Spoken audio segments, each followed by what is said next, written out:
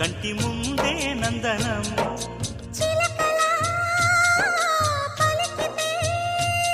ఉండిపోదా సంబరం ఉండే కాదా మందిరం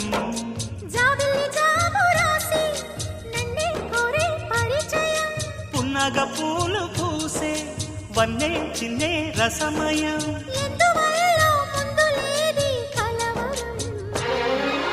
అగిరి పడిన పెదవికేంటి అర్థం అడుగుతోంది